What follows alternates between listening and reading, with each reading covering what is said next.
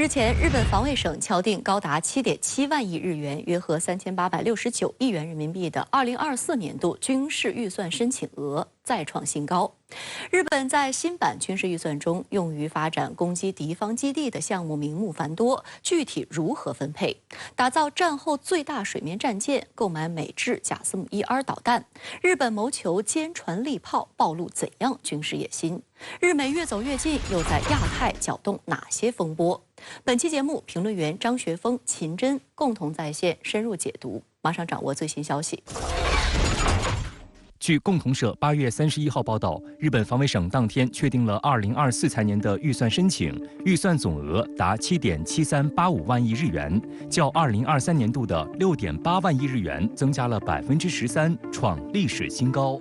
日本经济新闻报道称，从过去10年来看，日本军费支出就一直在增加，没有踩过刹车。岸田文雄执政后，日本政府曾对美国的承诺，5年之内将军费支出在 GDP 的占比增加到2%，以达到北约标准。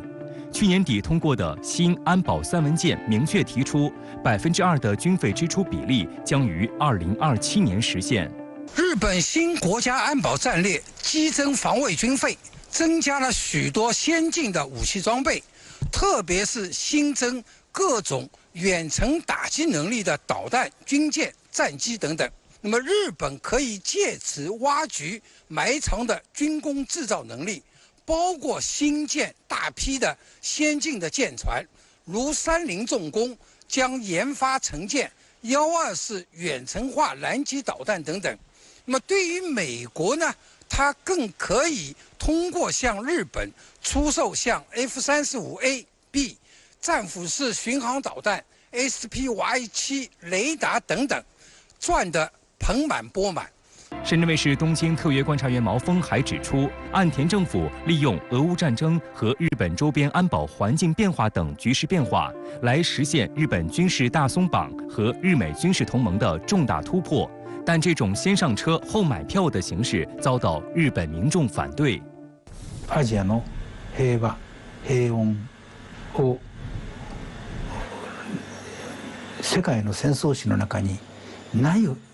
犯罪まで犯した大量の軍事犯罪を犯したのが日本なん日本の帝国主義という軍国主義なのです。でそのことを反省をするどころか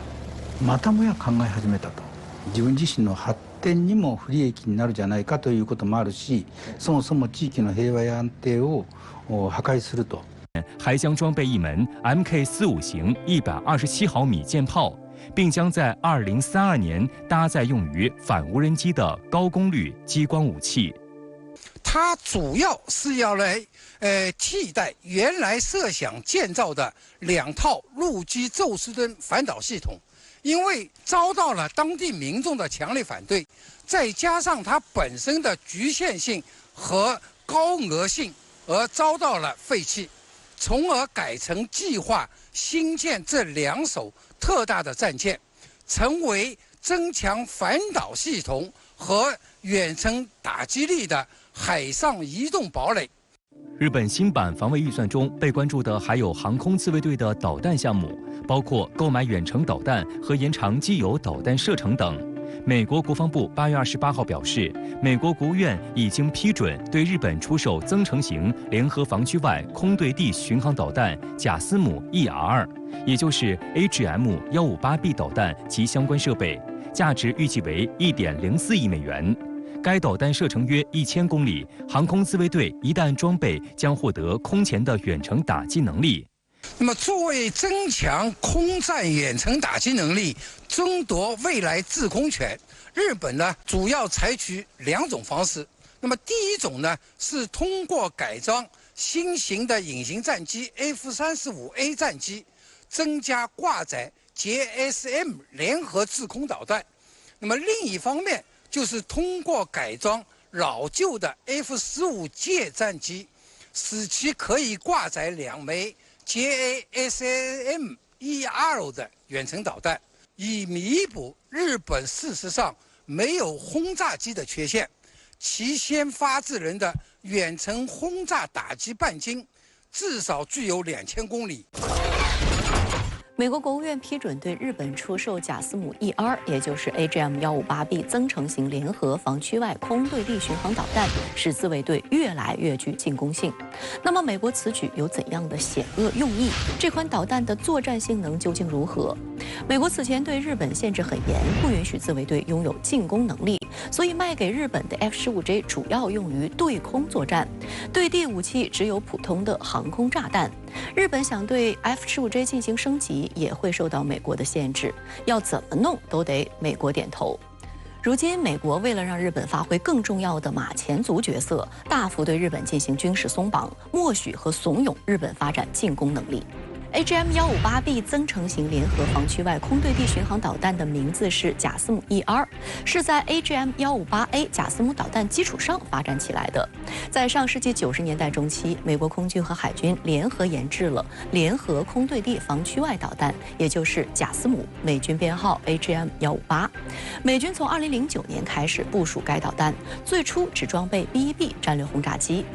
贾斯姆的首战是在2018年4月14号，当天凌晨，美国派出2架 B-1B 从卡塔尔的乌代德空军基地起飞，高速飞向叙利亚首都大马士革，在300多公里外向巴泽研究和发展中心发射了19枚贾斯姆，全部命中目标，为后面的战斧空袭打开了缺口，将巴泽研究和发展中心炸成废墟。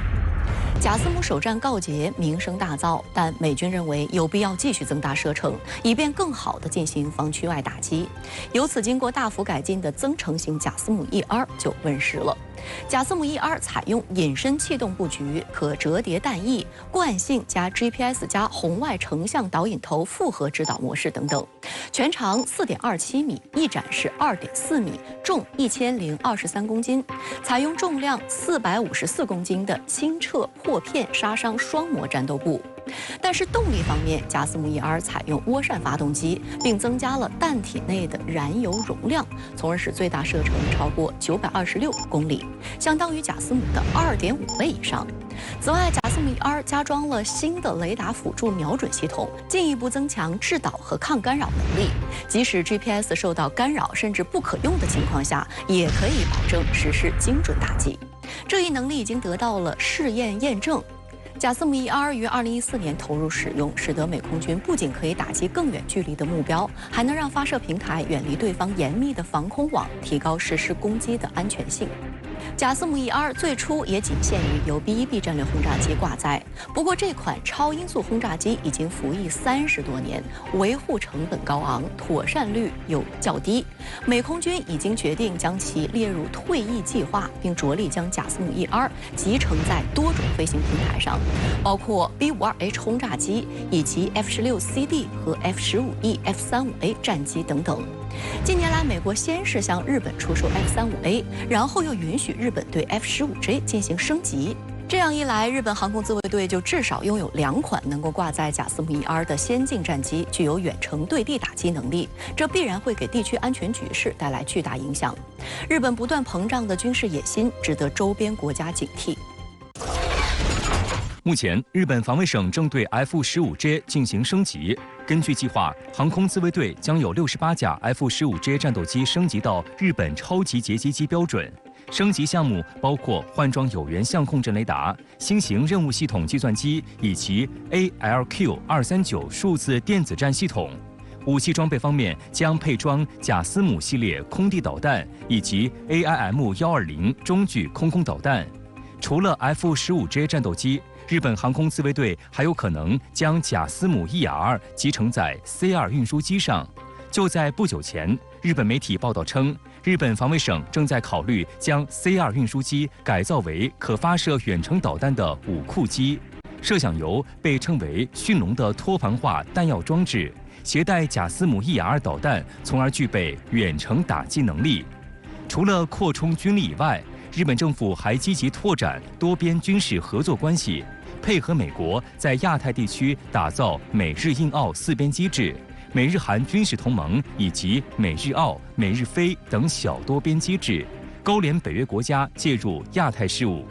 8月29号，美日韩在朝鲜半岛以南的国际水域举行了海上联合反导演习。美日韩各出动1艘宙斯盾驱逐舰参演，分别是韩国的利古里尔号驱逐舰、美国本福德号驱逐舰和日本海上自卫队的羽黑号驱逐舰。第二天，日本航空自卫队又出动12架战机，与前来参加美韩已知自由护盾联合军演的2架美空军 B-1B 战略轰炸机进行了联合空中训练。目前，日本航空自卫队还在小松基地与澳大利亚皇家空军的 F-35A 举行联演，这是两国的 F-35战机实施的首次联合训练。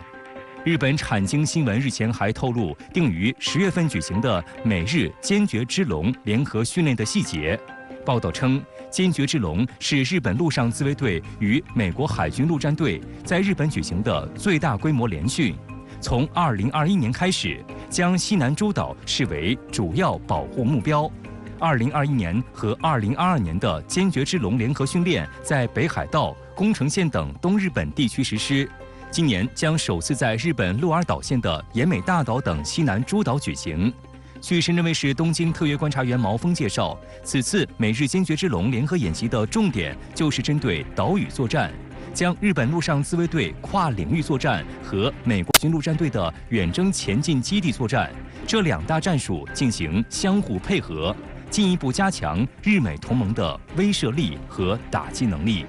那么去年呢，事实上已经在西南岛屿进行过小范围的陆自124和美国海军海马斯配合的演习。那么这一次扩大到全方位的远征前沿快速部署的跳岛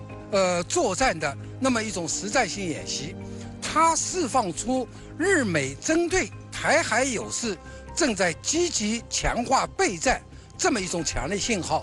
同时呢，也预示了日美军事同盟未来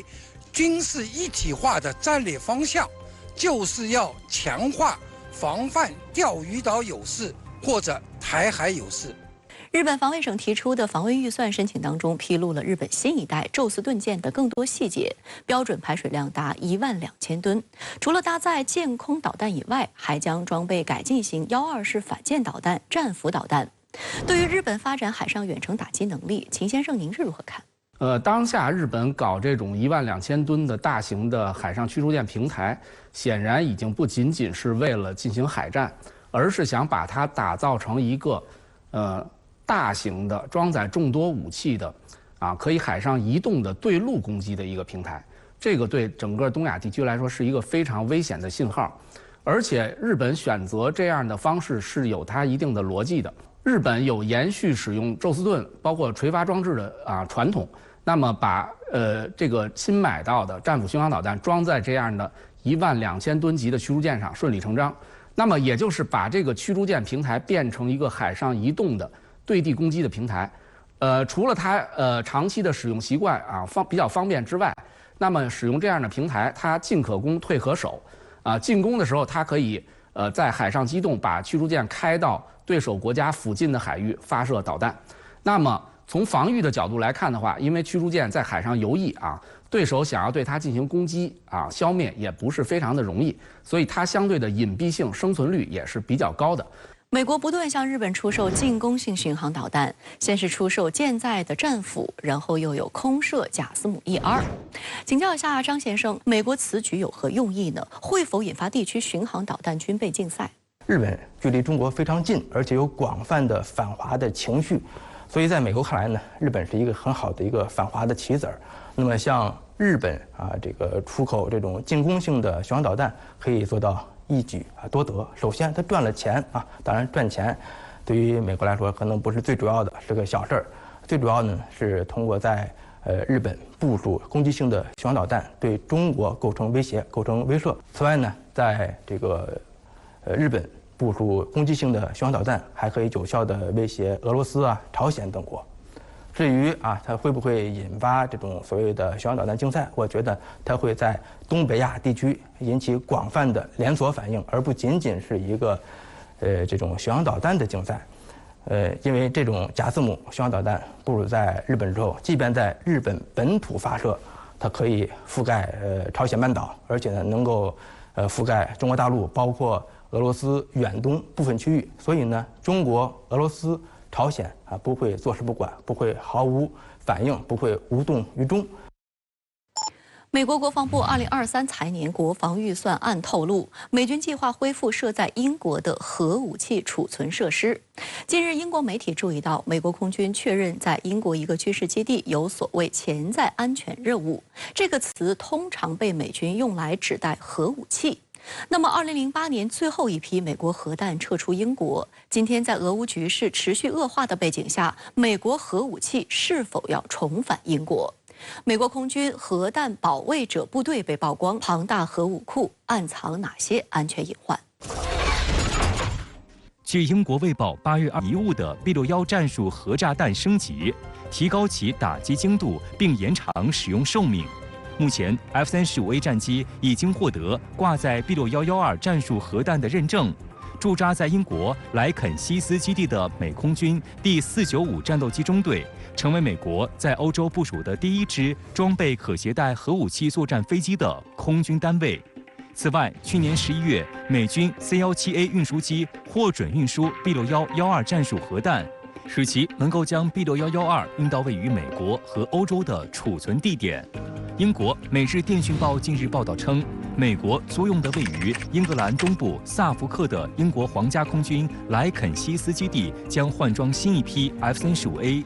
2021年12月，美国空军第一支永久部署在本土以外的 F-35A 战机中队第495战斗机中队在莱肯西斯基地成立。目前，美军正计划将莱肯西斯基地的第493战斗机中队的 F-15CD 换装为 F-35A。上述第493与第495中队都将装备24架 F-35A， 另有6架备份机。此外，部署在莱肯西斯基地的第492战斗机中队和第494战斗机中队，则装备了 F-15E 攻击鹰战斗机。那从美国现在把 B61-12部署在英国，也可以看出就美国还是担心的这种核弹的安全。部署在欧洲大陆的话，一呢容易引起俄罗斯的强烈反应，那二呢就是在安全方面显然不如放在英国，因为呢英国远离欧洲大陆，即便是发生了突然的事件，那俄罗斯要想一下子摧毁呢B61-12核弹是比较难的。不过，美国空军部署战术核弹的安全问题一直为外界所关注。今年4月，美媒公布的一张美军士兵检查 B61战术核炸弹的照片就引发了大量关注。照片中，一枚战术性核炸弹疑似受损，尾部因撞击而变形，其中一个尾翼丢失，而弹头部分则有粉红色的胶带遮住了一个很明显的洞。对此，五角大楼发言人表示，照片上的导弹是一枚用于训练应急反应小组的训练模拟弹。照片来自于反应小组的招聘手册，不过这也首次曝光了美国空军设立的核弹保卫者部队。美国空军全球打击司令部随后也公布了相关部队的演习视频，参演兵力来自第91导弹作战中队的战术反应部队和护航反应部队，2个单位联合演练从敌对武装分子手中夺回代号 B06 的导弹发射井。有观察指出，美国公布的视频恰恰显示了，即便是在美国本土的核导弹，也可能处在不安全的环境之中。进行这样的演练，也对战略核导弹部队是进行一下检验嘛，防止他们呢平常没事干。因为呢，在过去数年来，美国的很多报告也显示出来，美国战略核导弹部队的纪律松懈，在安全方面存在很多的漏洞。所以美国现在呢进行这样的演练，也是呢，借此加强了对核部队的管理。此外，美国还不断利用北约的核武器共享计划，在欧洲大肆部署核武器。按照北约的核武器共享计划，一旦有危机爆发，在获得美国批准后，这些核弹就将被装载到核共享盟国的战斗机上执行打击任务。随着俄乌冲突的持续，作为北约成员国的波兰就主动要求美国在波兰境内部署核武器。波兰总理莫拉维茨基在今年6月的北约峰会期间就公开宣称要加入北约的核共享。作为对俄罗斯在白俄罗斯部署核武器的直接回应。与此同时，布拉维茨基还呼吁整个北约都加入核共享。美国很快对此进行了回应，不做任何评述，并回避了核武器的部署问题。但有观察指出，对于美国来说，现在欧洲部署的战术核武器已经完全够用，没有必要再增加部署了。尤其是在俄乌冲突的背景下，考虑到大国博弈的敏感性，如果美国再向更前沿部署核武器，一定会刺激俄罗斯或导致战争外溢。美国对波兰要求核共享不予置评，其实呢反映出来美国在这方面还是有顾虑的。在波兰部署核弹的话，安全性也太差了，因为呢波兰和加里宁格勒和白俄罗斯呢都离得太近，如果俄军进行突然打击的话，很可能使得呢波兰猝不及防。8月29号，美国空军出人意料地将可以挂载核武器的 B-2 幽灵战略轰炸机临停北欧国家挪威。据挪威媒体报道， B-2 战略轰炸机并不经常出现在欧洲，但调动时一般会部署到英格兰南部的费尔福德空军基地，因为它是美军战略轰炸机起飞参加欧洲演习的前沿基地。这次，美国空军改变了传统，把战略轰炸机派往挪威的厄兰空军基地，尚属首次。据悉，这架 B-2 来自美国密苏里州怀特曼空军基地，在降落厄兰空军基地后，进行了发动机不停车加油，并更换了机组后再次起飞。美国驻欧洲和非洲空军及北约盟军空军司令部司令詹姆斯·赫克表示，B-2轰炸机在北约国家内的空军基地进行热车加油，可以让 B-2加大作战范围，并最大限度减少在地面的时间，这样可以与盟友一起增强整个欧洲战区的空中作战力量，标志着美国和挪威共同承诺遏制威胁，并加强北约联盟。有分析指，美国空军此举是在为未来进一步拓展轰炸机特遣队任务可部署的机场进行实验。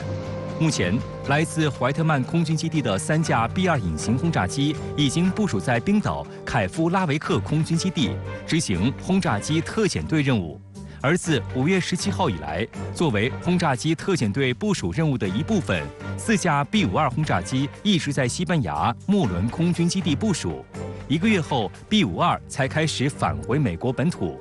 美国空军驻欧洲和非洲空军司令杰夫·哈里吉安在相关新闻稿中表示，轰炸机特遣队是美国扩展威慑战略的基础。不过，有观察指，轰炸机特遣队任务是想通过横穿北极进入太平洋北部地区，为美国的所谓印太战略服务。美国的轰炸机特遣队的确是美国在全球进行核讹诈的重要组成部分，甚至可以说是主要的部分。美国战略轰炸机能够挂核弹，那平常呢就是对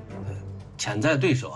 进行战略威慑与核讹诈。那战时呢，如果是对潜在对手呢进行核威慑不成功进行核讹诈呢没有什么效果，那自然呢战略轰炸机呢就会真正去投射核弹。值得关注的是，美国是世界上拥有核武器最多的国家，动辄对他国进行核威慑，却还在无端炒作所谓中国核威胁。8月31号的中国国防部例行记者会上，新闻发言人吴谦在回答记者提问时表示，美方有关言论不过是老调重弹，通过渲染所谓中国核威胁，为扩充自身核力量找借口，中方对此表示坚决反对。吴谦指出，中国坚定奉行自卫防御的核战略，始终恪守不首先使用核武器的政策，不搞核军备竞赛，将核力量维持在国家安全需要的最低水平。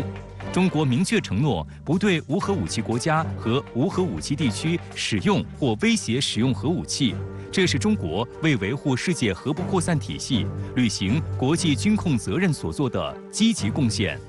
有观察指出，与中国的核政策完全不同的是，美国国防部去年底发布的2022年核态势审议报告表明，本届美国政府并没有像竞选时承诺的那样采取不首先使用或唯一目的是遏制或必要时报复核攻击等核政策，而是延续了先制人的核打击政策。美方一边高喊降低核武器作用的口号，一边声称要用核武器设置核与非核战略攻击，虚伪面目可见一斑。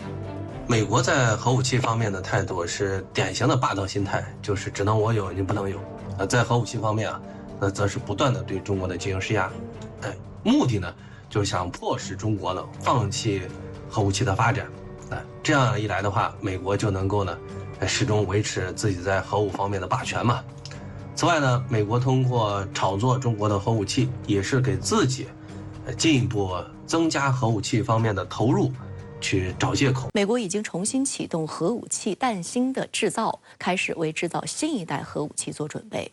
请教一下张先生，作为世界上核弹储量最大的国家，美国为何要研制新一代核武器？美国在核武器更新换代方面可以说是双管齐下。一方面呢，就是更新换代它的投掷系统；另一方面呢，就是更新它的这个所谓的核弹芯，就是核战斗部。我们可以看它的投掷系统，你比如说空军啊，要用新型的哨兵洲际弹道导弹替换之前的民兵3洲际弹道导弹。此外呢，它还研制了 B-21轰炸机。那么 B-21呢，也具备核打击能力。对于海军来说呢，主要是使用新一代的哥伦比亚级弹道导弹核潜艇及其搭载的新型的潜射弹道导弹，替换之前的俄亥俄级弹道导弹核潜艇。此外呢，为了适配新型的投掷系统比如说B-61核航弹，为了它的这个战斗部也要进行更新，因为核战斗部本身也是有寿命的。目前，美国的核战斗部基本上是在冷战之前生产的，那么从现在来看也有40-50年的历史了，那基本上也快到售了，所以它要进行更新。同时呢，它还要研制一些新的核战斗部，降低它的污染、核辐射，提高它的这个可用性降低核打击的使用门槛，进一步的增强它的核威慑能力。在美国不断扩充自身核武库的情况下，美国战略司令部司令安东尼·科顿却对媒体渲染所谓中国核威胁。请教一下秦先生，美国战略司令部司令的言论是不是就是在为美国自己的核政策寻找借口？的确是这样。我觉得他这番言论实际上有几方面的意义啊。首先，第一方面还是显示出美国的一个想保持绝对的核霸权。其二，就是向国会要钱因为大家知道，美国军工复合体每一个大的军品项目，他们的利益都是很多的，而核项目要花很多的钱。其三，最后一个原因就是美国确确实实他害怕其他国家拥有核武器，从他内心的真实想法，恨不得全世界只有他拥有核武器，其他国家都没有核武器，他才好。这怎么可能？而核武器恰恰是一些落后国家、弱小国家为了平衡和美国常规军力的差距而发展的在核武器面前，可能大家都是平等的这个美国也不敢掉以轻心。美国国防部近日曝光复制者计划，宣布美军将在未来2年内利用小型、智能、廉价和众多的平台，在多个区域部署数千架小型无人机等自主武器系统。有美国国防部官员称，复制者计划是受到俄乌冲突的启发，以应对所谓大国竞争。那么，这个复制者计划是不是搞廉价的机海战术？其威胁又有多少呢？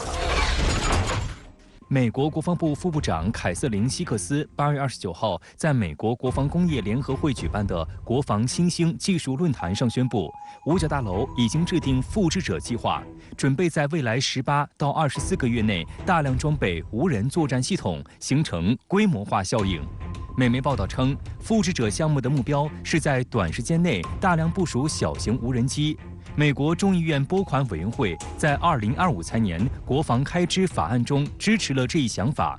该法案将拨款10亿美元，建立一个由国防创新小组管理的对冲投资组合。该投资组合包括低成本无人机、敏捷通信和计算方式以及人工智能能力。在2024财年国防预算中，五角大楼已经为人工智能申请了18亿美元资金。希克斯表示，复制者计划将把美军之前的至少685个已投资的无人装备项目整合在一起，进一步扩大生产规模。至于为什么把时间定在2年呢？美国动力网站称，多次军事演习表明，大规模的无人机系统将是赢得未来台海冲突的决定性因素。不过，有分析认为，美军出台复制者计划，却拿中国说事。更简洁的解读可能是，眼看着廉价的无人机在俄乌冲突中屡建奇功，五角大楼心动不已，只能继续炒作假想敌向国会要钱。怎么样说服美国的国会去花费巨资再重新升级和打造自己的无人机体系？那么现在来看，美国军方似乎也把中国威胁论作为一个唯一的选择。那么你如果想要用传统，比如说俄罗斯威胁，那俄罗斯的无人机水平到底怎么样？大家在俄乌冲突之中看到了，所以呢，似乎也只有中国威胁在美国国内有一定的说服力。也有分析认为，复制者计划透露了美军长久以来对于消耗战的政治恐惧，因此该计划的4大定位是小型、智能、廉价和众多。随着信息化战争向智能化战争的转变进程起步，美军已经从追求信息制胜转向追求决策制胜，大量传感器的广泛部署，战场信息获取已从不足变为过载。因此，具备智能处理信息功能的武器装备成为研发的重点。同时，购大量装备，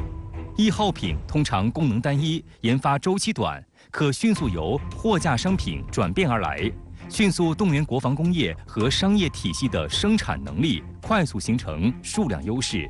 这种无论是军事工业还是无人机工业，它不是1天2天就能够完成的，所以我觉得美军最终不会达到他所想象中的目标。当然了，我们说这个过程中，美国这个军费会有一个大量的消耗啊，甚至我们说可能岛内的一部分工业也会出现转型。那么这些呢，应该来讲会让一部分企业挣到不少钱，但是最终我觉得不太可能给力量对比带来真正意义上的变化，因为终归这个廉价、成本可靠，包括数量巨大，然后性能也能够过得去，这件事情就不是美国的军事工业传统的优势。美国国防部副部长强调，复制者计划在全作战域内配属无人作战系统，而从美军各军种的军备发展来看，无人作战系统早已经成为重中之重。美国海军目前拥有3种类型无人作战系统。无人机方面，美海军正在研发和使用的无人机机型已经多达10几种，如 MQ-8C 火力侦察兵无人直升机已经装备在滨海战斗舰上，提供情报侦察和目标定位能力。美海军的 MQ-4C 海神无人机和海军陆战队的 MQ-9A 早已经开始执行先期侦察工作，而水下无人装置和水面无人艇已经开始应用于侦察和跟踪等任务。美国陆军和海军陆战队也已经配备小微型无人机，作为战术侦察的重要手段。各类地面战场机器人也已经崭露头角，甚至成为美军地面部队遂行反恐和维持稳定行动的重要助力。同时，自杀式无人机，比如弹簧刀系列等，已被美陆军和海军陆战队相中，准备替代120毫米迫击炮。美国《纽约时报》近日报道，美国空军一份5年采购计划显示，美国空军计划在未来5年内以58亿美元的价格采购近2000架 XQ-58A 无人机，以补充现有机队数量不足的问题，同时依靠人工智能技术提升质量水平。